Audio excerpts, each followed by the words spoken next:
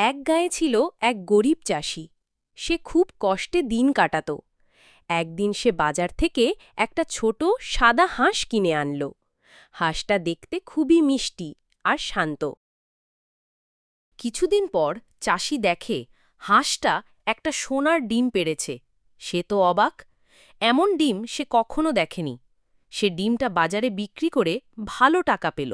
এরপর রোজ রোজ হাঁসটা একটা করে সোনার ডিম দিত। চাষির দিন পাল্টে গেল, তার সংসার ভালোভাবে চলতে লাগল। কিন্তু একদিন চাষির মনে লোভ এলো। সে ভাবল, হাঁসটার পেটের ভেতর নিশ্চয়ই অনেক সোনার ডিম জমে আছে। যদি হাঁসটাকে এখনই কেটে ফেলি তাহলে সব ডিম একসাথে পাব।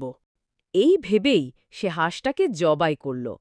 কিন্তু ওরে বাবা, হাঁসের পেটের ভেতর তো কিছুই নেই, না একটা ডিম, না কিছুই। চাষির খুব দুঃখ হল। সে বুঝতে পারল, লোভ করে সে নিজে সর্বনাশ করেছে। এখন আর হাঁস নেই, সোনার ডিমেও নেই। সে একা বসে কাঁদে আর ভাবে, অহে আমি কি ভুলটাই না করলাম।